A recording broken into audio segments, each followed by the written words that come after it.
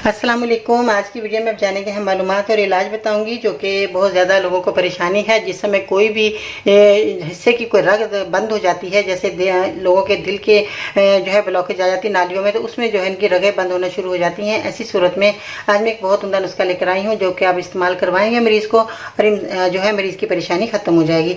तो पूरे रमज़ान शरीफ हमें मेरा नुस्खा इस्तेमाल करें और आपकी परेशानी हमेशा के लिए चली जाएगी। कैसे हैं नाज़रीन, उम्मीद करती हूँ बिल्कुल खैरियत से होंगे। बाजी Parveen health and beauty tips से खुशामदीद। आज की वीडियो में आज हम बहुत ही उम्दा नुस्खा लेकर आए हैं, क्योंकि बहुत ज़्यादा लोग जो हैं तेल की चीज़ें इस्तेमाल करते हैं रमज़ान शरीफ में, और पकोड़े समोसे का इस्तेमाल करते हैं और बहुत ज़्यादा पराठों का इस्तेमाल कर लेते हैं, जिससे जो है हमारी नालियों में ब्लॉकेज आ जाती है।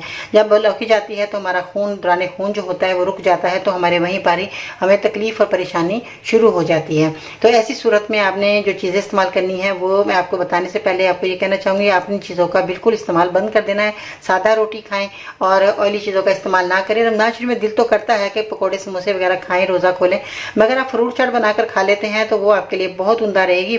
सारे फ्रूट लें, उनको काटें और उसको आप इस्तेमाल करें। मिश्री डाल के पाउडर बनाकर उसमें डाल के और हल्का सी काली मिर्च और नमक थोड़ा सा ऐड कर लें। तो अगर आपको ब्लड प्रेशर हाई रहता है तो नमक इस्तेमाल ना करें, वैसे ही आप इसको मिक्स करके आप खा लें। तो ये आपके लिए बहुत उम्दा चीज़ है। खजूर का इस्तेमाल करें रोज़ों में, और मिल्क शेक बनाकर आप जो है ये आप इस्तेमाल कर सकते हैं। इसमें आपके लिए बहुत फ़ायदेमंद चीज़ें हैं। मलाई के बगैर आपने जो है मिल्क शेक पीनी है। अगर आप मिल्क शेक नहीं पीते तो आप वैसे ही आप जो है शेक बनाकर पानी में ग्राइंड करके आप पी सकते हैं। इसमें जो है ब्लॉकेज नहीं आती। तो आपने जिन चीज़ों का इस्तेमाल करना है उसमें दालचीनी का आपने इस्तेमाल करना है। दालचीनी जो है ये भी आपके किचन में मौजूद है। काली मिर्च आपके किचन में मौजूद है, ये भी आपने इसमें ऐड करनी है। और अलसी का जो है बहुत ज़्यादा कमाल है, अलसी भी आपके किचन में मौजूद है, ये बहुत सारी परेशानी आपकी दूर करेगी। और इसके साथ जो है अखरोट का आपने इस्तेमाल करना है। अखरोट जो है मैंने पिछली वीडियो में बता चुकी हूँ कि आपने अखरोट जो है साबुत ही लेने हैं। साबुत अखरोट आपने इस तरह के लेने हैं जो कि आपके दांत से टूट जाए, इतने खस्ता होते हैं, एक छिलका इनका ऊपर से कि दांत से ही टूट जाते हैं, और वो मीठे होते हैं और खालस होते हैं। वो आपने अखरोट ले लेने। इस तरह के छिले हुए अखरोट आपने हरगिज़ नहीं लेने, क्योंकि इनका जो ऑयल होता है वो बोरियों में लग जाता है, तो इस तरह इनकी अफादियत कम हो जाती है। इसके साथ जो है आपने एक और चीज़ ऐड करनी है, वो है बीज। खरबूजे के बीज हैं, ये खरबूजे के बीज जो हैं आपने इस्तेमाल करने हैं। अगर आपके घर में खरबूजे आते हैं, उन बीजों को आप फेंकें नहीं, उनको आप किसी डब्बे में डालें, थोड़ा सा पानी डाल के इसको रख दें। 1-2 दिन के बाद इनके अंदर जाला सा होता है, वो अलहदा हो जाएगा। किसी छन्नी में डालकर इसको धो लें, फिर सुखा लें, तो ये आपके पास असली और खालिस बीज आपके पास आ जाएंगे, और ये बीज आपने छील कर इसका इस्तेमाल करना है।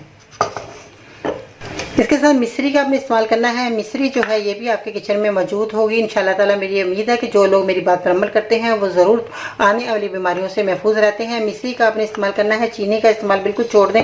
मिश्री को जो है पाउडर बनाकर अपने घर में रखें। और अब आपने क्या करना है, तेज़पात के पत्ते जो कि आप खानों में इस्तेमाल करते हैं, तेज़पात के पत्ते आपने ले लेने हैं। ये भी आपके किचन में मौजूद हैं। सारी चीज़ें आपके किचन में मौजूद हैं, ये जाकर आपने निकालनी है। और कितनी आपने क्वान्टिटी में लेनी है, दालचीनी आपने 10 ग्राम लेनी है, काली मिर्च आपने 10 ग्राम लेनी है, तेज़पात के पत्ते जो 10 ग्राम लेने हैं, खरबूजे के बीज आपने 10 ग्राम लेने हैं, मिश्री 10 ग्राम लेनी है, अखरोट की गिरी भी आपने 10 ग्राम लेनी है, और अलसी के बीज जैसे मैंने बताया 10 ग्राम। अब आपने क्या करना है, इन सब विषय को आपने ग्राइंड कर लेना है और इसका पाउडर बना लीजिएगा अच्छे तरीके से, और इनकी पुड़ियाँ बना लें 10। आपको परेशानी से बचाती हूँ और जो है परेशानी नहीं होएगी आपको। आप 10 पुड़ियाँ बना लें बराबर बराबर सारे। जब ये पाउडर बना लें तो सारों पुड़ियों को एक साथ बना लें, 10 सदद बना लें। जब एक पुड़ी आपने लेनी है, जब ये पुड़ियाँ बन जाए तो इसमें से एक पुड़ी आपने रोज़ाना खाली पेट नीम गर्म पानी से लेनी है, और 1 घंटे तक आपने कुछ नहीं खाना है। आप चाय पी सकते हैं। दिल के मरीज़ याद रखें, ये नुस्खा इस्तेमाल करते रहें तो गारंटी है कि पूरी ज़िंदगी आपको हार्ट अटैक या लकवा नहीं होगा। ये बहुत उम्दा नुस्खा है, आप इस्तेमाल करें और इंशाल्लाह ताला आप खुद दिल से दुआ निकलेगी कि बाजी ने इतना अच्छा हमें नुस्खा बताया। ये नुस्खा आप इस्तेमाल करें, 2 महीने इस्तेमाल करके वीडियो में बताना है कि आपको मेरा ये नुस्खा कैसा लगा।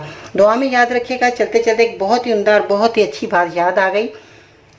तंज वो तीर है जो शहद में भिगोकर भी मारा जाए तो फिर भी इसकी करवाहट और चुभन कम नहीं होती। तो आपने अच्छे अखलाक से सब लोगों से मिलना है, अच्छे तरीके से मिलें, खुश सलूकी से मिलें, ताकि सब लोग आपके लिए दुआगो बन जाएं।